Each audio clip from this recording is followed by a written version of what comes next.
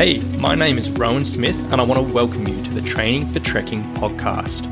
Now, this is the world's very first podcast which is entirely dedicated to helping you train, prepare and conquer your upcoming hike, trek or mountain adventure. So once a week, I'm going to be giving you quality and practical information on the subjects of physical preparation for trekking, dealing with altitude and nutrition on the trail, so you can know everything you need to be doing to have the best chance of a safe, enjoyable and successful adventure. So now you know what you're in for. Let's get into today's episode. Welcome guys to another episode of the Training for Trekking podcast. Now today we are talking about 7 training tips for hikers with knee pain. And now I know before you say it, we've done quite a bit of content on knee pain already. So in the 20 odd episodes we've gotten through so far, already done 2 big episodes around knee pain. And the reason why I keep on bringing it up and I keep on wanting to talk about it is because knee pain is such a common issue in the hiking world. It's what probably 90% of the people reaching out to me need help with. And it's just such an issue that just doesn't get talked about very much, or it might get talked about, but the solutions given out there just really aren't very quality. And time again, people are struggling with knee pain on the trail. And it's not just people who have had like knee reconstructions or have serious issues with their knees, but it's just everyday hikers and trekkers who might be perfectly fine in their everyday life. And then when they're preparing for a trek, or if they're just simply hitting their local national park, they're struggling with a bit of pain in the knees. So today I'm going to be talking a little bit more about this subject, and I'm going to give you 8 different tips around how to prevent knee pain both in your hiking and your training while preparing for a trek. So previously I've talked about my 3-step solution for knee pain. So we've been talking about mobility around the ankles and hips, strengthening the quads and the glutes, and using trekking poles. And we've covered that quite in detail, so we're not going to be covering that today.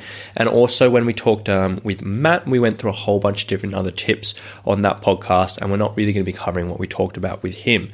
Instead, here's some really simple, small tips which you can apply to your prep and your hiking, which can make a very significant difference.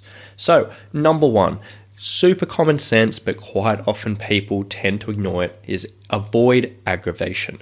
Now, what I mean by that is if there's something which is causing you pain, if you know it's causing you pain in your training, or if you know it's causing you pain while you're hiking, just avoid it. It doesn't have to be long term, but at least while you're suffering from pain and while you're taking other steps to try and prevent this, avoid these things that are causing you issues.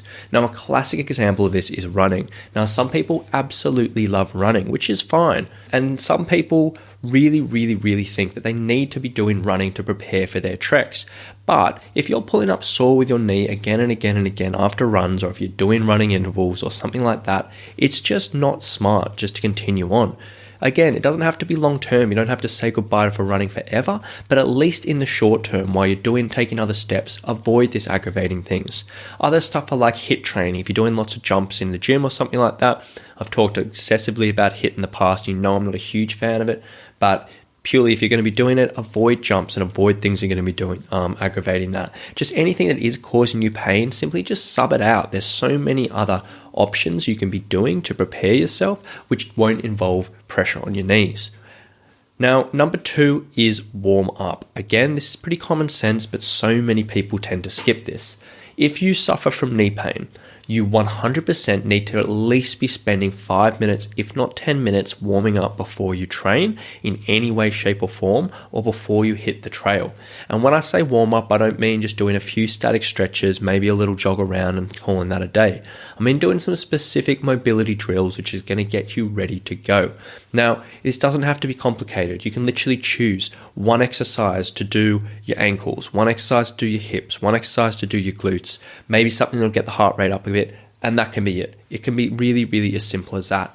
Now, for my hikers, I often recommend them, at least when they're training and when they're hiking, to do a little bit of foam rolling on their calves and their quads, because quite often those are hot spots which need to be loosened before exercise. And literally spending 30 seconds on each of those is a really good start. Then doing one drill for the ankle, one drill for the hips, and then a couple of other exercises just to warm up, and then that is it. But it can make such a big difference. And there's so many people when they're hiking, they think, hey, it's just walking, I can warm into it, no dramas. And yes, you can, 100% you can. But if you're already suffering from pain, why not take steps to help reduce it? Sure, you might not be feeling anything initially, but if your joints don't have enough range of motion and you are walking and you're still warming up and maybe you've got a bit of a downhill to start and your joints just taking a little bit extra pressure in those initial half an hour of you walking, that's going to add up and it's going to show up longer term in your hiking. So, hour 2, hour 3, or hour 4, if those joints have already taken a battering in the very, very start of the workout, it's not great. And I just think if you can spend 5 or 10 minutes beforehand, which is going to help you, or at the very least, it's not going to hurt you, I think it's really, really worthwhile doing. So 100% spend a bit of time warming up before any type of training, any type of hiking. Now, number 3 is one that's very, very important, but again, it doesn't really get talked about in the amateur hiking world, and it's tracking your distance. Now, one of the biggest causes of pain and injury, it doesn't matter whether it's knees, feet, shins, back, or whatever, is something that's called a spike in your training load. And what that basically means is if you are going along doing a certain amount of exercise or no exercise, and then all of a sudden you throw in a whole bunch of exercise or a whole bunch of hiking, and your body's not used to it, it's not ready for it, doesn't know how to handle it, that's when issues come up. And that's when pain happens, that's when injuries happen, and it's just something you really, really want to avoid. Now, the reason why this is called a spike in your training load is quite often people in professional sports, they'll be plotting the amount of hours and the amount of effort that their athletes are doing each day to day, and they'll plot that on a graph. And if you were plotting your exercise over day to day, week to week, you would want a very, very slow, nice, gradual progression, which gradually goes up and up and up and up. And as you get fitter and fitter and fitter, you can work further and work harder, so that graph would go up and up and up and show week by week, you're just doing a little bit more load, a little bit more volume as you're training. However, if you sort of go nice and slow up, and then all of a sudden it shoots up, that's when there's going to be cause for issue. And people in professional sports, they really have alarm bells when things like this are happening, and they can really predict if someone is going to have issues or injuries, and they make massive, massive efforts to try and prevent any types of spikes. And while it's incredibly important, they put a lot of effort into professional sports, for hikers with knee pain, it's very, very important to look at as well. It doesn't have to be complicated. Literally, you would just want to plot out what type of exercise you're doing week to week on a calendar or on your phone or something like that. And if you're walking, if you're cycling, if you're hiking, you just want to plot out how far you're going and how long you're going. And then you just want to make sure that each week that you go along, week by week, you don't just have a huge increase in distance at any time. And if for example, you're starting off with 10 kilometer hikes, and you do a 10 kilometer one, maybe a 12 kilometer one, and then your mate's like, hey, I've got this 20 kilometer hike coming up next week, do you want to join me? That's when you're going to have to say, look, actually, that's a huge step up for me, and I'm not really ready for that. And you have to be firm with yourself and firm with anyone around you to say, look, I'm looking after my knee, I've got a plan of attack, I'm going to step away from this, and I'm not going to push it. And I know from experience from many of my clients, quite often when we're doing our programming, I'll make sure that this training load is a step by step. And usually 9 times out of 10, people are pretty happy with the controlled load, even those with niggly knee pain and it really, really does hassle them. If we control it, it can be not that much of an issue. However, there will always be a point where someone's like, sweet, I'm feeling really fit, I'm feeling energetic, I want to push it a little bit more. And they'll say, instead of following the plan, which might be a 15 kilometer hike, they say, look, I'm feeling great, I'm going to keep on going, I'm going to do a long one. And they might do 25 Ks, they might get through it on the trail absolutely fine. And the next day they pull up in pain, and the next few days are in pain, and it just takes a step back from the process. And it is a massive temptation just to throw yourself in when you're feeling good. But I highly, highly recommend, if you do suffer from knee pain, track your distance, make sure you're only going up little by little, and really be disciplined on it, because it is those spikes in training load which are going to cause you issues. So moving on to point number 4, we're going to talk about the heel push, which is a really, really simple technique, which is so incredibly effective for when you're climbing up stairs, you're climbing up rocks or anything on the trail, and also when you're in the gym doing certain strength exercises. Basically, common tendency for people when they're hiking up hills or upstairs is they'll go onto the forefoot, up onto the toes, and they'll hike like that. That's just a natural way many people walk. If you have a little bit of ankle tightness, it might be just a really comfortable way to walk. But the issue with this is, in everyday life, it doesn't cause an issue. If we're just going up a set of stairs and we walk like that, no dramas at all. But if you're on the trail and you're fatigued and you're doing that for a long period of time, you do it over and over and over again, and you already are suffering from a bit of knee pain or a predisposition for knee pain, walking up on your toes can just put a little bit extra pressure through that joint, which is obviously something we don't want. What I always recommend to my clients is when they're hiking, going upstairs, or if they're doing stair interval training at home, is to make sure when you're going up is to plant your foot and try to put a bit of force through your heel. So as opposed to all that force being through the toes, about maybe 60% of your force is through your heel. What that does is it just lets some of the other muscles take over and do a bit of the work. It gets the glutes involved a little bit more, gets the hammies involved a little bit more, and it just shifts force away from the knee. It's more or less the same thing if you've ever trained in the gym and a trainer's told you when you're squatting or when you're lunging to push through your heel. And the idea behind that is it's supposed to, for most people, shift force out of the knees and into the glutes. And so it's very, very important to be doing when you're climbing stairs. Now, if you are doing stair intervals, which I know a lot of hikers do in preparation for their treks, and the stairs are quite small, it can be relatively difficult to get your whole foot down, but make the effort and just try to shift it as much as you can because it really, really does make a big difference. The next point actually follows right on from that for, again, stair intervals. If people, many hikers and trekkers love them. They're an amazing way to prepare for elevation if you don't have any mountains to train on, and you can just get a lot of incline, a lot of elevation, get that muscular endurance in the legs, and you can do it more or less anywhere, whether you're on a set of stairs outdoors, but this tip's specifically for those who are climbing indoors, whether it's an apartment block or an office tower, which I know many people do. Now, this is absolutely great going up, but quite often, as with all descents, the knees take a huge amount of pressure. And if you're doing, say, 6 or 7 repeats on a set of stairs, and you go up all fine, and then you go down, the downward portion can add a whole bunch of extra force into the knees. And if you are doing this loaded and you're putting a little bit of extra kilos on, which again, I know is very popular in the hiking world, and I absolutely love it, this can really add up into your knees. So a really simple way of changing this out is to get into your office block or apartment tower, whatever you're going to be doing, hike up the stairs, do it at a good pace, get a sweat on, get the muscle burn, get that work on that muscular endurance, and then hop off the stairs, hop in the elevator, take that back down, and then repeat that on the way up. Really simple, really effective, and it can make a massive difference over the long term. And if you are doing a really heavy pack on this type of things and you are trying to load it up heavy, I highly recommend doing this either way because those knees are precious and you don't want to mess them around. So next point is one which isn't specifically training related, but it is a very important point to consider, and that is potentially drop some kilos. So as I said previously, for every extra kilo your body holds, whether it's in weight in your pack or in your body fat, the body takes a hugely disproportionate amount of force through your extra force through your knees. And so if you are suffering from knee pain, literally only dropping a kilo of body fat can make a huge difference after step by step, hour after hour of hiking and trekking. Now, obviously, I'm not saying hiking is a sport and an occupation and a pastime, which is open for absolutely any body type, and should be no judgment, there should be no exclusivity with hiking, and I'm a big believer in that. However, you can't get around the fact that if you are suffering from knee pain and you are carrying a few extra kilos around the middle, it might be something you want to look at.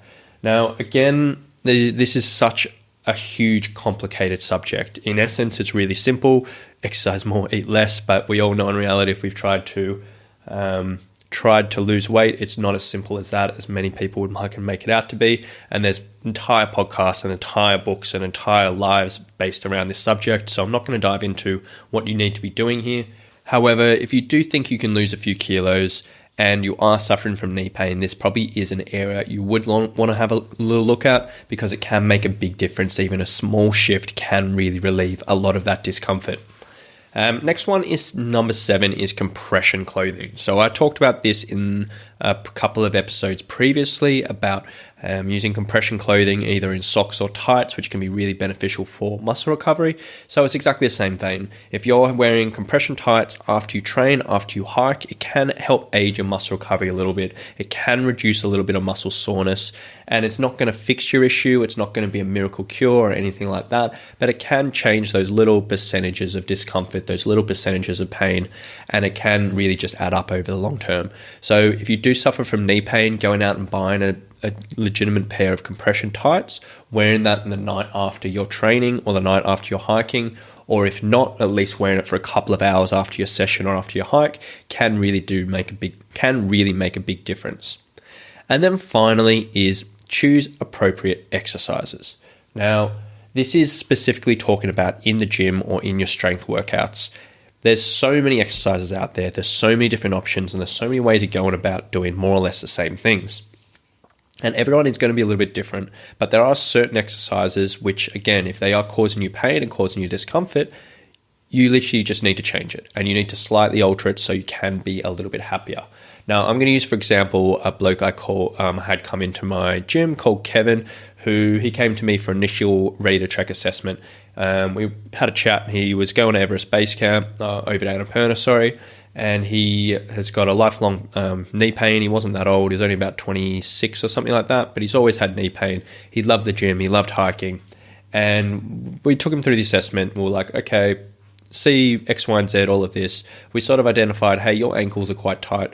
That is probably going to be causing you a few issues. And he was like, yeah, actually, I do get a lot of pain when I'm squatting. And we took him through a squat, and yeah, fair enough, like his ankles were causing him issues there. So a really simple adjustment we made was like, hey, when you're squatting, while your ankles are trying to improve range of motion, while we're going through all of that, highly recommend you just put a couple of plates behind your heels or stand on a little lift underneath your heels. What that will do is will eliminate the issues of your ankle causing you problems while you're squatting, so you can keep on doing the exercise that you enjoy and which you always have done for years and years and years, but it's going to just take a bit of the pressure off the knees. Literally, that was the only tip I gave him, and plus a couple of other mobility recommendations and a couple of exercises to do. I heard back from him 3 or 4 months later, and he was like, mate, like that tip was gold.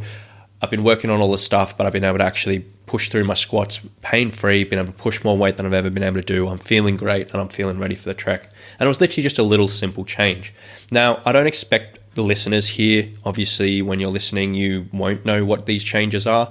But if you are doing strength training, I highly recommend you talk to someone in your local gym. Most gyms in the world should have staff walking around, and if it is a decent gym, the staff should be happy to help you. And if you literally go up to them and say, hey, look, I'm doing squats or I'm doing step-ups or I'm doing lunges or whatever, and I'm getting a little bit of knee pain, can you show me an alternative or can you help with this? They should be able to help you.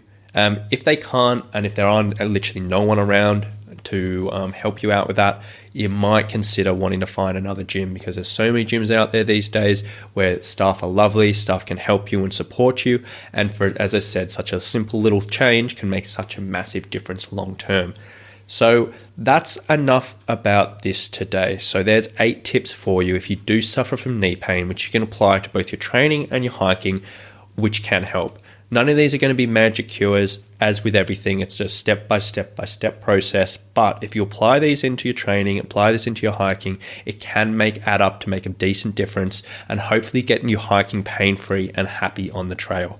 So I really do hope you enjoyed this episode. As always, if you do have any questions about this, please feel free to email me.